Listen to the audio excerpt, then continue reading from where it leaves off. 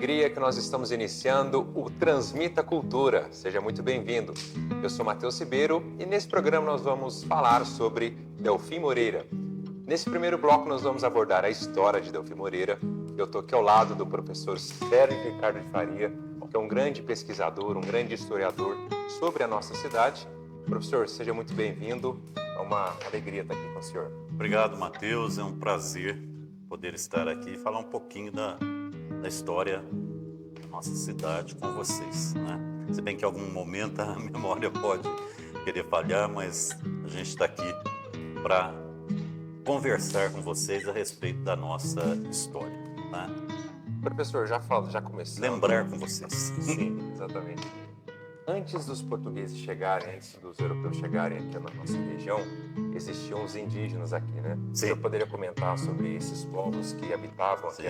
as terras? Então, a região nossa, ela era habitada pelos Puri-Coroados, índios bastante pacíficos que viviam aqui pelo Paraíba, pela região do Vale do Paraíba e aqui também na Serra da Mantiqueira. Eram extremamente habilidosos em caminhar pela serra, depoimentos aí de pessoas que tiveram a oportunidade de conhecê-los, né, ainda estar com eles, diziam que eles eram extremamente habilidosos para caminhar. Eram índios pacíficos, extremamente pacíficos, não é? E muito simples. Alguns chegavam a não, por exemplo, dormir, iam fazer algo para dormir, dormiam no próprio chão. Então, era muito comum, segundo depoentes que os conheceram, onde eles viviam, né, nas suas aldeias, o chão era bem liso, sabe, bem batido de tanto que eles dormiram, eles não construíam redes, né, eram bastante simples. E esses índios hoje, se não me falha a memória, nós temos uma aldeia deles em Barbacena, né? Acho que é a última em Barbacena. Eles até são considerados patrimônio da região.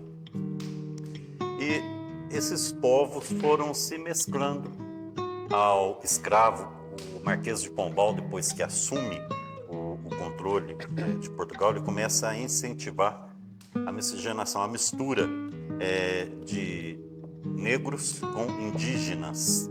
E com o tempo você percebe que os registros, segundo os historiadores, os quais eu li, os registros históricos nos livros dos batizados, já não consta mais indígena, mas sim mestiços, tá? Porque eles vão sendo misturados, né? Até que por fim deixa de se falar neles, né? Então eles eram bastante pacíficos, bastante simples, eram chamados de coroados porque raspavam a cabeça aqui em cima, assim como outras tribos também tinham esse costume, Puri-Coroados, porque raspavam a cabeça aqui em cima. Outros também tinham, outras tribos, Carijós, também tinham esse costume. Mas sobre eles que eram bastante simples, não é?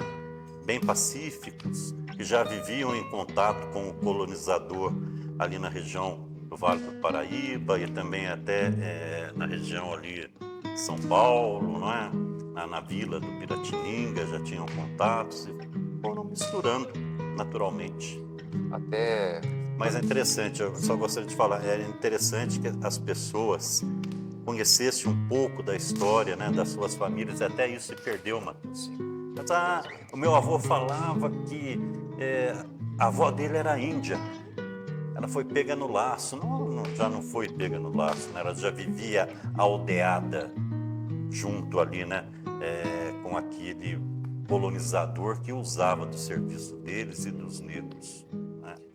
Professor, encontra-se ainda vestígios, né, desses indígenas, por exemplo, urnas, objetos que eles utilizavam? Olha, no bairro aqui do Rosário, antigo ali, a gente chamava Curral, ou uma região ali chamada 32, se encontrou uma urna indígena. Tem esse relato. Quem falou isso para mim uma ocasião foi o Saturnino Soares da Costa, antigo diretor, muito saudoso, muito querido, né? Gostava muito dele, super competente, me ajudava muito em história, gostava de história. Ele pesquisava, inclusive, andava por aí, né, pesquisando. Ele disse que foi encontrada uma urna uma ocasião lá. Eu não cheguei a conhecer, não vi essa urna. Mas o que se encontra muito são artefatos de pedra, tá? Artefatos de pedra polida, uma machadinha, uma faca de pedra, uma ponta de lança, que o pessoal daqui fala pedra de raio. Tá? Mas esses artefatos, eles também são muitos são mais antigos do que os puris, né? Eles podem remeter à época aí dos paleoíndios, aqueles que primeiro chegam aqui. Mas o que se encontra muito dessa época são os artefatos de pedra. Quem tinha muito disso, eu tenho alguns exemplares, doei alguns para o museu, tenho ainda outros. Quem tinha uma coleção grande disso era o Zé Maria. Zé Maria. Falecido, foi ex-prefeito da Moreira, foi vereador, presidente da Câmara, atuante na política, né? Ele tinha muito disso, eu acho que deve estar lá com os herdeiros dele, né? Lá no Sertão Pequeno se encontrava muito, nas terras que ele era agricultor, plantava batata, usava muito arado, então se encontrava isso. O que eu tenho é da região que foi encontrada aqui no Sengó. No Sengó, na Cachoeirinha e Sengó. Os que eu tenho. Mas os vestígios que tem, porque os puris também não eram muito de produzir esse tipo de coisa, não. Professor, aí passando desses primeiros habitantes das nossas terras, com a chegada, né, dos portugueses à nossa cidade, o senhor poderia comentar, né, para os nossos telespectadores né, sobre o fundador da nossa freguesia, o ano, como que foi a chegada dele, o que trouxe, né, o nosso fundador até aqui a nossa localidade? Então, os primeiros povoadores, o fundador do município, o descobridor aqui do que a gente chama de minas, né, de ouro aqui na região, foi um sargento de Taubaté, sargento-mor, chamado Miguel Garcia Velho, da família dos Velhos, né, uma família de origem nobre, inclusive. Eles chegam aqui por ocasião do declínio da cultura do açúcar, não é? O açúcar estava em decadência, então há um movimento aí, né, até que naturalmente, para se encontrar uma nova fonte de riqueza, né? E o ouro sempre foi essa grande cobiça, porque os portugueses chegam aqui no Brasil e não encontram ouro, né? Como os espanhóis chegaram, né, nas suas terras, nas terras que encontram na América, e logo encontram ouro. Aqui não. O primeiro ouro explorado no Brasil não foi na região das Minas, foi no Jaguará, em São Paulo, né? Os jesuítas já exploravam ouro no morro, num pico, lá, né, no morro que tinha lá. E isso vai atiçar. Então, Portugal sempre, né, as autoridades metropolitanas estiveram sempre atiçadas por se encontrar o metal aqui, né? E sempre há esse movimento natural em se buscar o... Mas os que aqui chegam primeiro, isso vai ser no início do século XVIII, né, entre 1703 e 1705, né? Ou final, como alguns dizem, final do século XVII, início do XVIII. Quem chega aqui primeiro, pelo conhecimento que eu tenho até agora, aquilo que eu estava falando com você antes da gente entrar aqui no ar. A história precisa ser pesquisada, né? A gente precisa ter mais tempo para realmente pesquisar e conhecer essas fontes mais fundo e outras fontes que estão aí, né, nos arquivos em São Paulo, Rio de Janeiro, né, Belo Horizonte, para a gente conhecer Campanha, conhecer mais e poder falar com mais propriedade, com mais certeza. Mas até aqui, baseado na obra do Geraldino Campista, que é um campanhense, a primeira cidade fundada no sul de Minas foi Campanha. Então, um campanhense que, querendo entrar para o Instituto Histórico e Geográfico do Brasil, ele vai editar um livro, uma monografia, na verdade, Itajubá, Memória Histórica. Ele é o primeiro que vai falar do Sargento-Mor Miguel Garcia Velho, né? Como descobridor das minas do Itagiba, mas depois a gente já tem, em 1915, um livro, que é esse aqui, que eu tive a grata sorte de ganhar de uma amiga, não é? Escrito pelo Pedro Bernardo Guimarães, que já vai dizer que é a bandeira de Borba Gato, né? Outros vão dizer que é Padre Fialho, o descobridor. O Armelin, esse livro de 69, vai dizer a mesma coisa do Geraldino Campista, que quem aqui chegou, descobriu, encontrou o primeiro ouro na região do Caxambu. Caxambu é uma palavra de origem africana, né, que era usada para falar, referia-se a um tambor que os africanos usavam para fazer um batuque.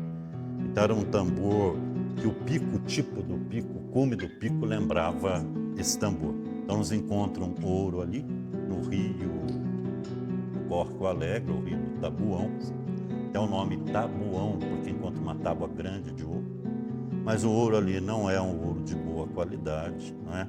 Aí eles continuam até chegar aqui na cachoeira, aqui, segundo o Armelin, segundo o Campista, eles ficam, e até o próprio Pedro Bernardo vai dizer que eles ficam mais tempo.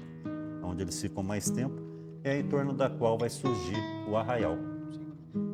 O arraial vai surgir em torno dessa mina. Eles dizem que é aqui, isso também, no meu modo de entender, precisa ser bem averiguado, é aqui a cachoeira, que hoje tem o nome de Itagiba. Mas na época que eu era moleque, nunca teve esse nome, se conhecia como Cachoeirão, né? Uma vez eu conversando com o seu Tchãozinho Ferreira, ele chamava ali de Cachoeira dos Amores, né?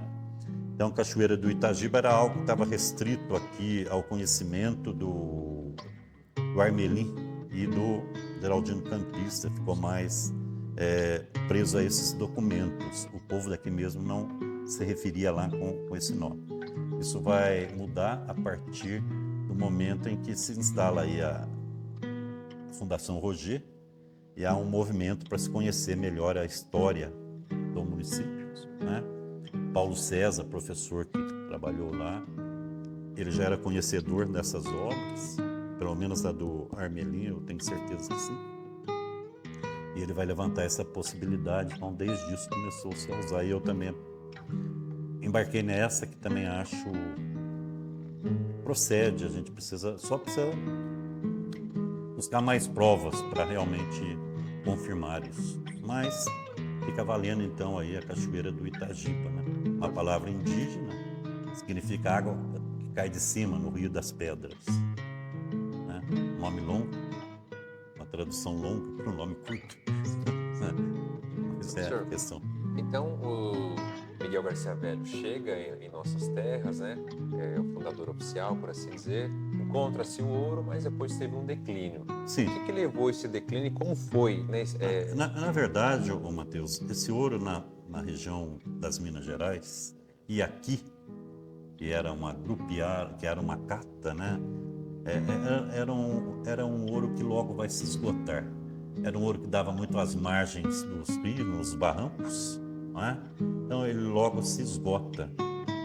Você não vai ter minas profundas, não aqui, pelo menos na região lá de Ouro Preto, né? Aí sim, mas aqui na nossa região, se lá esgota também na mesma época, né? Aqui também esgota mais rapidamente. Então o ciclo do ouro aqui, a exploração do ouro aqui é bastante efêmera, né? Ela dura muito pouco, as grupiaras, as catas, né? As lavras, elas duram pouquíssimo tempo, tá? E logo não se compensa mais extrair esse ouro. A maior parte desses mineradores vão se afazendar aqui, vão se fixar aqui para explorar a lavoura, né? À medida que o ouro vai acabando, eles já vão não há um movimento, acabou o ouro, todo mundo sai e vai embora. Aos poucos vai acontecendo isso. Então o ouro acaba, vai acabando em determinado local, por exemplo, Cubatão se enfraquece, porque eram regiões que exploravam muito ouro. Cubatão, Córrego Alegre, né? E aqui é o lugar que dura mais, tá? Onde se constitui o município, hoje a sede do município. Então, o ouro vai acabando, eles vão se afazendando, né? Vão se fixando no local, tá? Até a própria região, no todo da região mineradora, vai acontecer isso. Os mineradores vão se fixando, né? Nas terras à medida que o ouro vai se esgotando. Eles vão se dedicar a atividades ligadas à agricultura e à pecuária, né? Cuidando plantando milho, fumo. Depois, né, a gente vai ter Soledade como um grande produtor de fumos, milho, mas é uma agricultura de subsistência, não podemos esquecer disso, né? Agricultura de subsistência, onde o camarada plantava para sua subsistência, tinha lá as suas criações, o seu leitinho, o seu gado para produzir o leite e o queijo para a sua subsistência, o porco para a sua subsistência. Aquilo que era mais é que ele tirava um dia, né, da semana para descer a serra e levar ali para a vila de Lorena. E assim surge, né, o tropeirismo aqui na região, né? O tropeirismo vem daí. Inclusive o meu avô era tropeiro, a função original.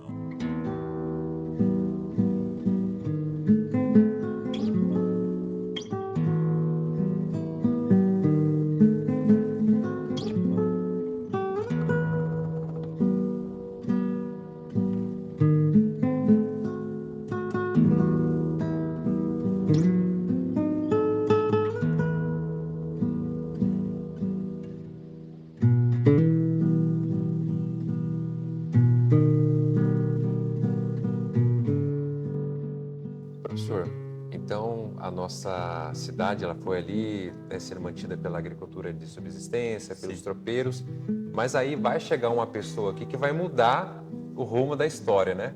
Que inclusive vai fazer um racha, né? O senhor pode comentar sobre essa pessoa que veio lá do Rio de Janeiro? Você tá dizendo do Padre Lourenço da Costa Moreira. Sim, sim. Na época, vamos explicar um pouquinho a história eclesiástica, porque a nossa história, ela se confunde muito com a história da paróquia. Sim. Tá? Então, aliás, em todos os municípios hoje que surgiram nessa época tem isso, né? Isso é comum. Então, Delfim pertencia civilmente à comarca do Rio das Mortes e, em questões religiosas, a São Paulo, não é? E o que acontece? O padre que vivia aqui faleceu, ficou vaga a paróquia, estava precisando de um padre. E quem que vai vir para cá? Um padre que vivia na corte do Rio de Janeiro, que é o Lourenço da Costa Moreira, né? Então ele vem para cá, penso eu, preciso também que eu te falei, a gente precisa pesquisar isso melhor, conhecer melhor. Ele chega para cá ainda achando que o ouro estava no auge, quando na verdade já estava em franca decadência, ou já tinha acabado de vez. Então ele chega e encontra um local pobre, muito pobre, na fala dele, né? Na fala dele, pobre e extremamente frio. Ele era coxo, né? Ele tinha um problema numa perna e ele estava padecendo. Ele disse que aqui não tinha nada para se comprar, né? Não tinha, realmente era um lugar muito pobre, muito pobre. E ele não vê futuro nesse local e resolve então buscar outro local para viver. Na época você já vai ter uma fazenda aqui descendo o Sapucaí, não é? Que futuramente vai se chamar de Itajubá. Ele vai buscar esse local porque ele já andava pelo local, né? Ele ia visitar famílias aqui, famílias acolá, então ele teve notícia desse local, ele já conhecia, já sabia que era um local mais aprazível para se viver, um local melhor. De fato, realmente era, ele tinha razão nisso, né? E ele resolve então mudar a sede da capela daqui para essa fazenda que era de São José, não é? da Boa Vista. Aí vai começar toda uma briga com o pessoal. Aqui, onde o padre deveria estar e viver, não é? Quando o padre, na verdade, estava vivendo em outro local. Porque nessa época era muito difícil, você precisava fazer o que se chama de desobriga. Uma vez por mês você tinha que ir à missa, havia chamada, aquele negócio todo. Sabe como é que é? Você está vivendo o padroado régio, União Igreja e Estado. Você tinha que fazer a sua desobriga e fazer a sua confissão, você e da sua família. Se você vivia amasiado, não era casado, você tinha que colocar a sua situação em dia, fazer aí a sua Eucaristia, esse negócio todo. Então, as pessoas procuravam a sede do distrito para fazer isso. E como ele mudou para essa fazenda, eles tinham que se deslocar daqui para lá. Quando a sede era aqui, era ao contrário, eles que tinham que vir para cá. Né? Então, os moradores aqui começaram, o padre abandonou a vila, né? O distrito. Aí o que eles fazem? Eles começam um movimento para forçar esse padre, o padre Lourenço, a voltar a viver aqui. E ele resiste a isso, não é? E há uma ação, inclusive judicial, a coisa vai se judicializar, não é? E começa a haver uma pressão e o padre se recusa a isso. Até que ele também ganha, não é? Ganha legalmente o direito de ficar onde ele estava e transferir a sede da freguesia para onde ele estava. Então aqui deixou de ser a sede da freguesia. A sede da freguesia passou a ser a fazenda onde ele encontrava, o local onde ele se encontrava, né? Em São José da Boa Vista. Ele transfere para lá, então a sede é transferida para lá. Aí ele resolve transferir a imagem e outras coisas que eram da antiga capela para a capela nova. E marca uma procissão para cá em 1830 e poucos.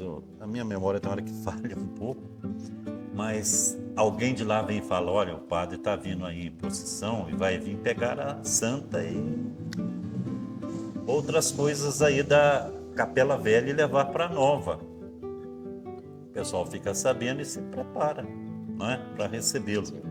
Então, quando eles estão para entrar aqui, ali onde a gente chama Ponte do Encontro, o povo daqui estava esperando, não é? Na hora que eles vão entrar, há um combate. Eles, lógico, que não estavam preparados para isso, né? Eles vinham pacificamente, né? Sem intenção belicosa nenhuma, mas os daqui estavam a fim de defender o torrão onde nasceram, né? A santa, a matriz velha, e não deixam que ele chegue até a igreja, né? E leve a imagem com os outros objetos. É até interessante que aí vai contar o Armelino Guimarães que o pessoal dos Marins desce ali também, né, como se fosse um reforço bélico, inclusive, né, Inclusive, dizem que isso só se deu porque foi o pessoal dos Marins que esteve aqui e fez isso. Sim. Né? Com sentido de até dizer que eles eram mais belicosos do que o... Não fomos nós, foram outro. Mas, na verdade, foi tudo, né? Sim, foram todos. Não foi só o pessoal dos Marins. Até porque tem uma outra história que diz que um padre esteve no Marins, um padre daqui, era muito bravo esse padre que teve lá nos Marins, e lá nos Marins eles não aceitaram a ser dominados por esse padre, sabe? Andaram batendo até nesse padre e tudo mais. Então é para dizer, olha, não fomos nós, eram eles que eram bravos, né? Eles que foram aí os causadores dessa briga toda. Mas aí o que acontece? Tanto o Armelin, o campista não chega a falar isso não, mas Pedro, aqui no livro dele, ele relata também que houve uma contenda. Sim. O Geraldino Campista diz que graças à ação do padre Lourenço, que era muito querido, não houve nenhuma contenda, mas os outros dois falam. A minha avó, né? Dizia que o pai dela falava, que o pai do pai dela dizia que houve essa contenda. Sim. Então, os mais antigos aqui diziam isso. Sim.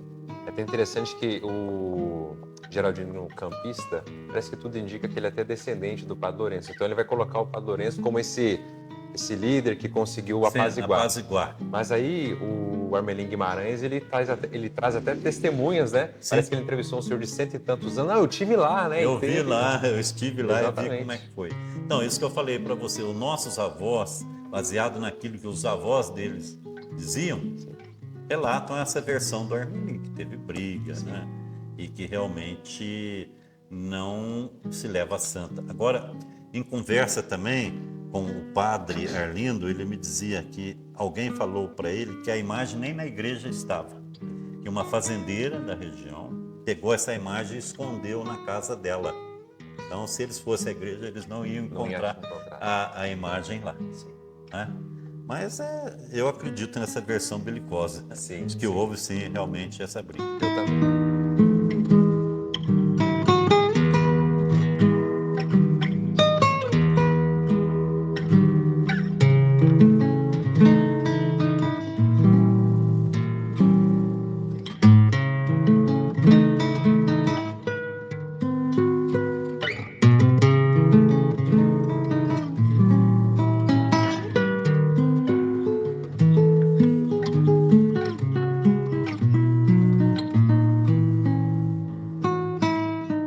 Assim que o Padre Lourenço ele funda, né, a nova localidade, ele inclusive rouba o nome aqui da nossa... Aí, como diz o Armelim, aí a vingança do Padre Lourenço vai estar completa quando ele muda, ele consegue colocar o nome, em vez de Vila de São José Operário, para Itajubá.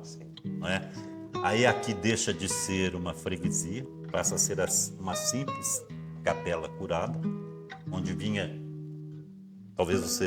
Talvez não, com certeza você sabe disso, um cura, né? O cura vinha uma vez por mês, ele não vive na localidade, então ele vinha uma vez por mês, fazia aí as celebrações religiosas, depois ia embora, ele não residia no local, né? Mas ele consegue então levar o nome, né? Mas aqui ainda ficou com Soledade de antes era Soledade do Itagiba, e depois com a vitória do Padre Lourenço, que leva o nome daqui para lá. A santa ele não levou, mas o nome ele levou. Comprou-se uma outra imagem, né? Não sei qual a origem da imagem da Soledade lá em Itajubá, que por sinal é muito bonita, muito bonita mesmo, né? E leva o nome. Aqui perde, passa a ser só um curato, mas depois volta a ser novamente uma freguesia. Tá? Interessante. Itajubá freguesia, aqui freguesia. Nossa Senhora da Soledade, lá Nossa Senhora da Soledade. E nós vamos ficar, a partir daí, ligados politicamente da Itajubá como um distrito mais povoado, né, o mais pungente distrito de Itajubá. Tem aqui, esse livro, o município de Itajubá, de 1915 até 1938, quando nós ganhamos a nossa emancipação política. Né? Aí, professor, como que foi essa questão da mudança do nome para Paulo Delfim Moreira? Então, né? Foi a partir de... Antes de 1938, nós vamos ter aí, vamos pôr, uns delfinenses, uns soledadenses, não sei qual o termo correto para esse uso, que se reuniam para tentar buscar aí a emancipação, né, do distrito. Entre eles, Clementino Batista da Cunha, o pai do Sr. Dalmo, Luiz Francisco Ribeiro, o tio e pai da Dona Marina, o Euclides, né, José Alves, Luiz Francisco Ribeiro, Clementino Batista da Cunha, eles se reuniam para tentar um movimento que levasse à emancipação. Eles conseguem isso, né? Muito com o apoio do Venceslau Braz, inclusive. Eles conseguem e acabam por emancipar, né, o município. Em 1938 a gente vivia o Estado Novo, o estado era governado pelo interventor Benedito Valadares, que no dia 17 de dezembro de 38 assina a lei transformando em município o distrito, não só Delfim, mas outros tantos também, esse 17 de dezembro. Acontece que, na época, nós tínhamos a estação ferroviária que funcionava aqui, que dava homenagem a um político chamado Delfim Moreira, né? Foi presidente aqui de Santa Rita, não é? E, em homenagem, na época, era muito comum nomear as estações com o nome de pessoas famosas, né? A de Piquete ele chamava Rodrigues Alves. E a daqui se chamava Delfim Moreira. Então, em homenagem a ele, os beneméritos, depois o seu Dalmo vai criar um monumento para eles, inclusive, que infelizmente com uma placa, tudo não sei onde acabou isso, estava aqui na praça Getúlio Vargas? Getúlio Vargas. Embaixo da Matriz, né? Não sei se ainda é Getúlio Vargas ou não o nome daquela praça.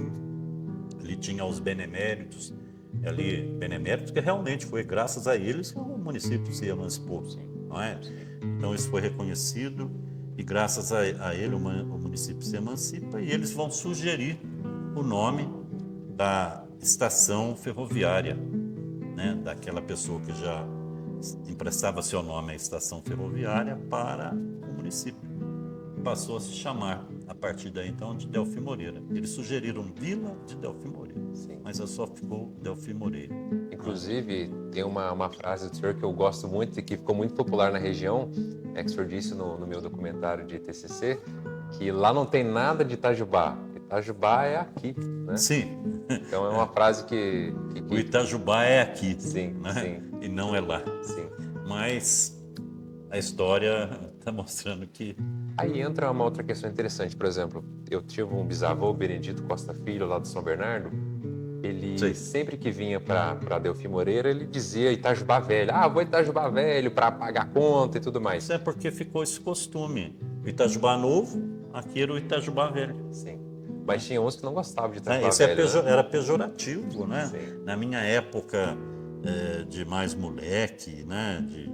Ainda jovem, você chamar isso aqui de Itajubá Velho era pejorativo. Sim.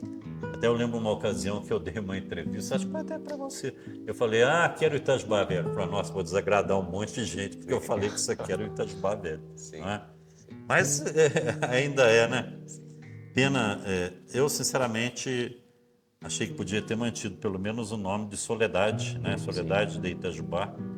Né? Seria. Mas dizem os beneméritos que era para evitar futuras desavenças, eles resolveram tirar o nome. Eles foram tão sábios em conseguir a emancipação, talvez tenham sido sábios também em mudar o nome, né? Eu acho que sim. Professor, agora entrando nesse gancho, o senhor comentou sobre a estação, né? Então já envolve o trem. A nossa antiga Maria Fumaça, ela veio antes do tempo do Marmelo, que também marcou muito a nossa história.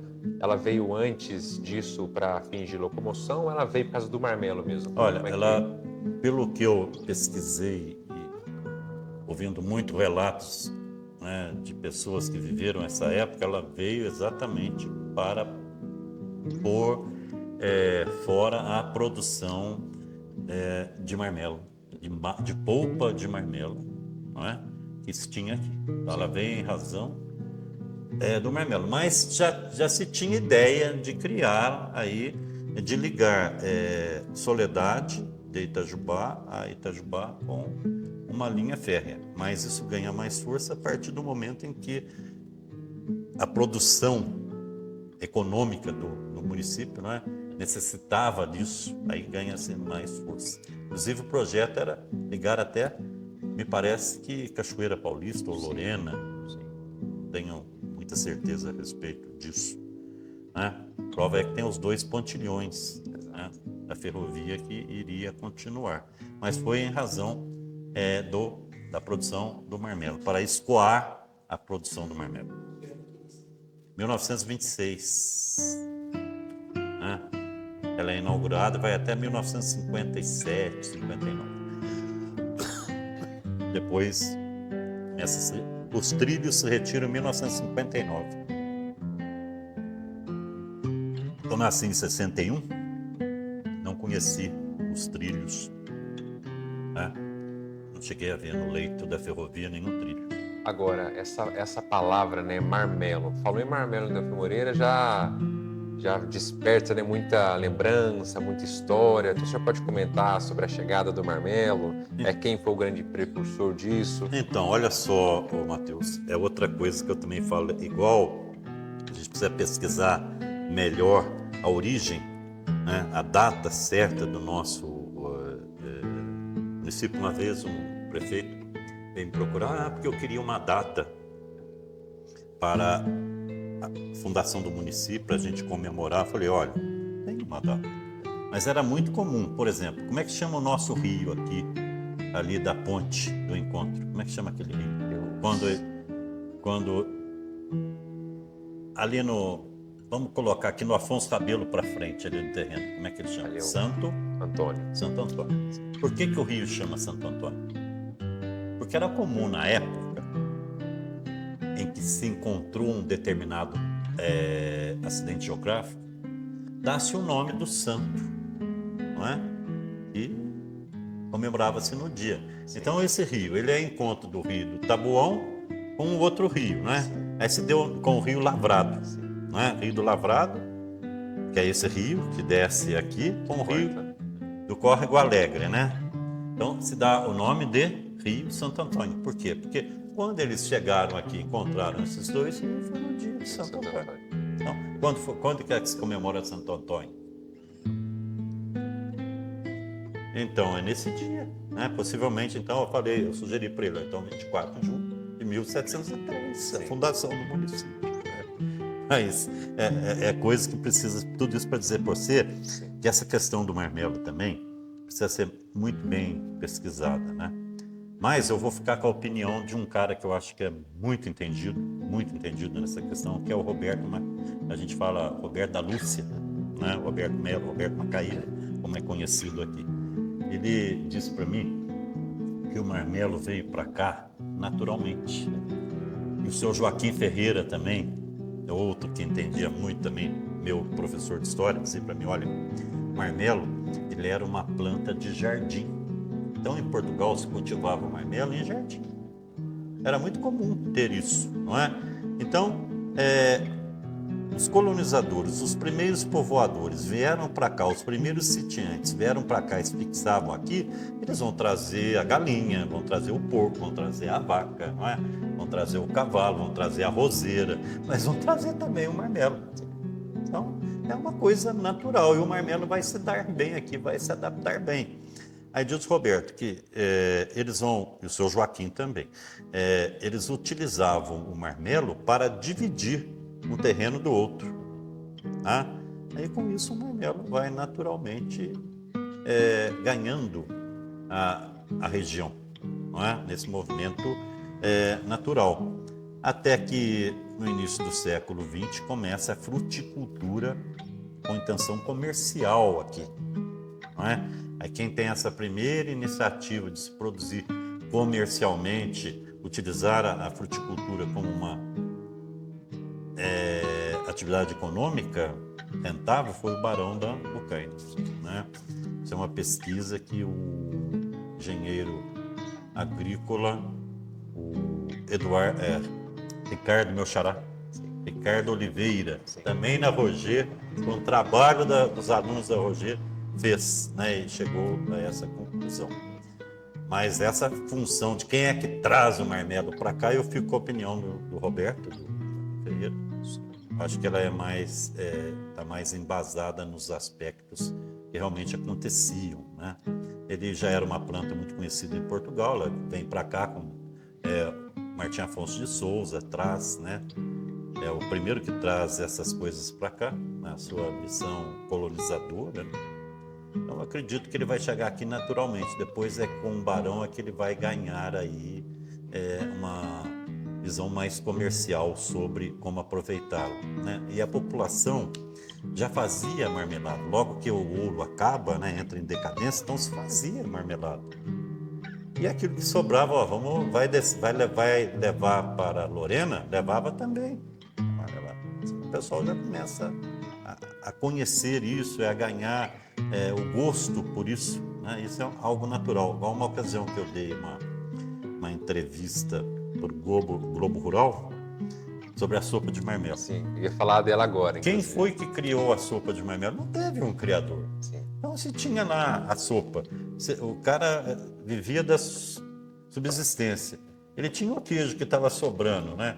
Tinha o fubá, não é? Tinha o fubá e o marmelo, junta tudo para ver o que dá. Sim. Não é? É assim que as coisas acontecem. Ah, eu vou criar, vou fazer isso. Não tinha ninguém lá criando algo, né? Então, é algo natural. É como diria, a necessidade faz o sapo pular, né? Então, a carência, né, das coisas fez surgir isso, né? E o marmelo já era plantado aqui, né? Já era uma planta de fundo de quintal ou de jardim. Então, naturalmente, ele vai ocupando outros espaços, né? Até que é aproveitado. As primeiras fábricas começam a surgir no início do século XX, né? A primeira foi lá na Fazenda Alegria, a primeira delas, e depois vem surgindo outras. Inclusive, professor, então, né, Delfim Moreira foi a maior produtora de marmelo do mundo, depois até surgiu o atual município de Marmelópolis, que é a antiga Queimada, né? Então, a nossa cidade... Que era um distrito daqui. Sim. Inclusive, então, né, o marmelo meio que toma conta de tudo. Tem pessoas que até que dizem, né, o marmelo é o ouro de Delfim. Mas aí a minha pergunta para o senhor seria o seguinte, foi um tempo, assim, de grande desenvolvimento e tudo mais, mas aí que tá, o marmelo foi realmente tão bom assim, a ponto de se comemorar tanto?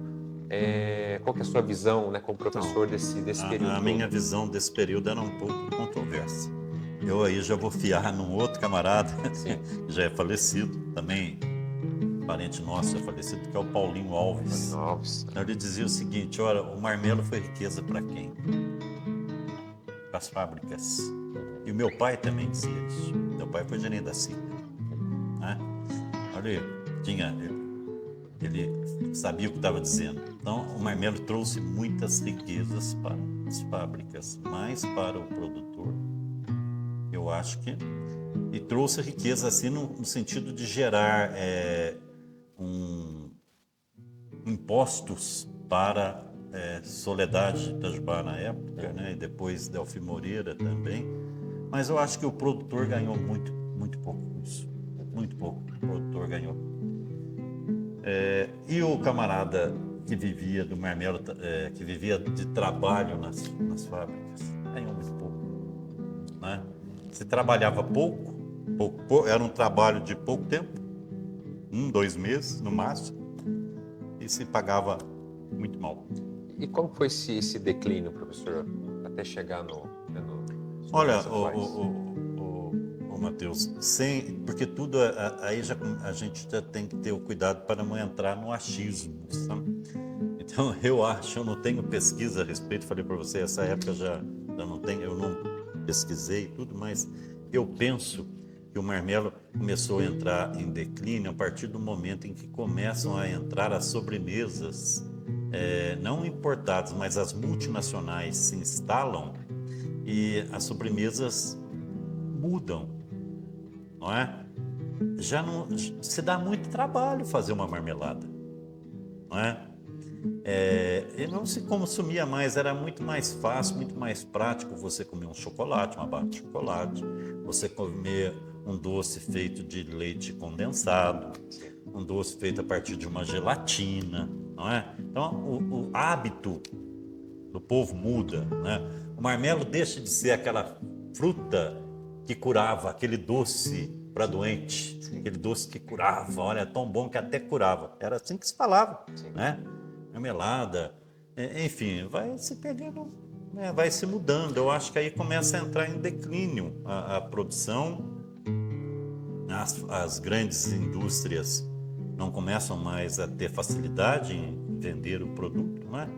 Com isso, o marmelo vai entrando em declínio e também a própria plantação do marmelo, aquela fica muito envelhecida, né? Não há a renovação. Você vê, o produtor ganhava tão pouco que ele não se interessou em renovar, não é? Em renovar as árvores, né, e produzir. Tudo isso eu estou falando, mas sem pesquisa. Dentro da minha visão de professor, né? Não tenho nenhuma pesquisa a respeito. Pode chegar olhando, o que ele está dizendo é errado. Não é isso. Tudo bem, na minha visão foi isso que aconteceu, né? Muda-se os doces, Sim, as sobremesas. Exato. E com isso a marmelada entra em declínio, né? Não só ela, a própria goiabada, pessegada, figado. Lembra daqueles doces 4 em 1? Não, hoje em dia não se tem mais. Professor, já caminhando aqui para o encerramento desse primeiro bloco do nosso Transmita Cultura, inclusive você que está assistindo, escreve aí nos comentários se você está gostando. E, professor, então a nossa cidade, né, a nossa localidade cheia de transformações ao longo do tempo, o senhor poderia deixar uma explanação final, inclusive a respeito do que o senhor espera, né, para o nosso futuro, né, desejos do senhor até mesmo em relação à preservação da nossa cultura, da nossa história, que não foi muito o que aconteceu, né, aqui na cidade. O senhor poderia nos dizer como um comentário para coroar esse bate-papo? Então, eu gostaria que o futuro trouxesse e realmente fizesse emplacar em Delfim Moreira o turismo. Sim. Tá? Eu vejo o turismo como a grande saída, não é?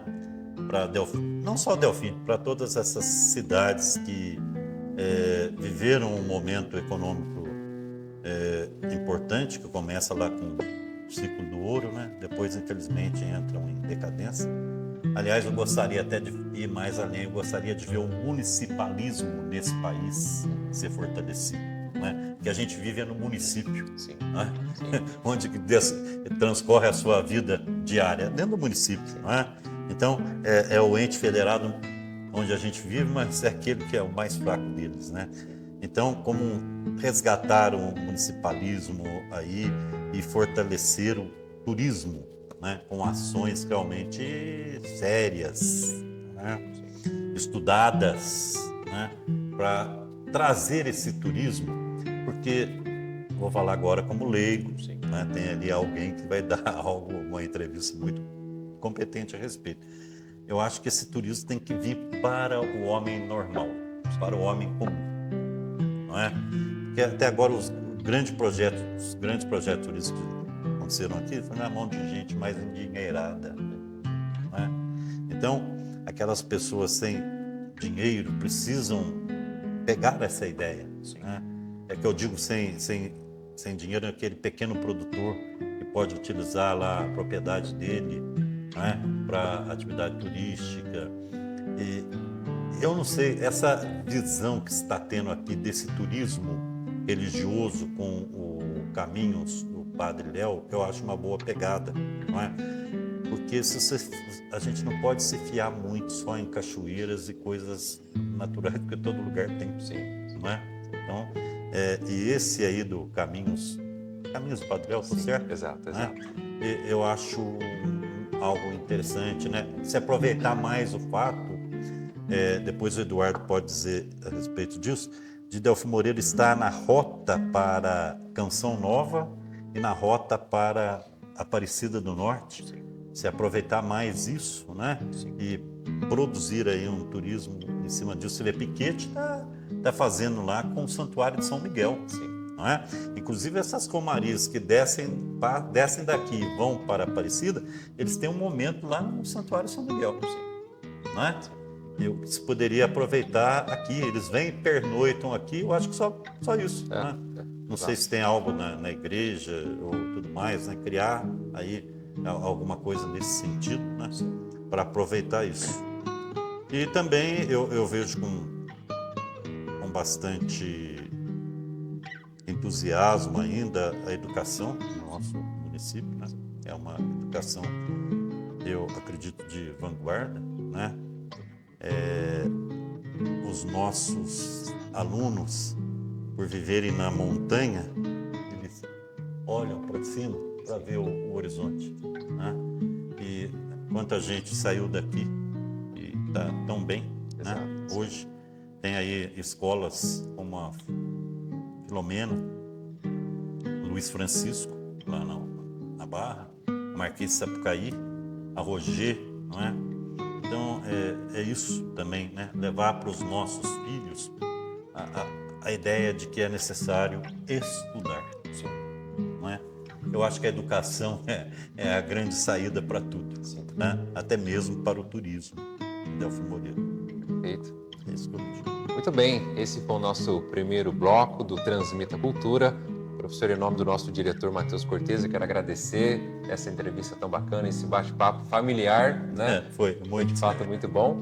E até o próximo bloco com o nosso turismólogo Eduardo Lanza, que vai agora abordar esse tema de turismo. E veja só, a gente não combinou nada, o professor finalizou sobre turismo, o Eduardo vai agora abordar sobre turismo, que de fato é algo muito importante aqui para a nossa localidade. Um abraço, fiquem com Deus e até o próximo bloco.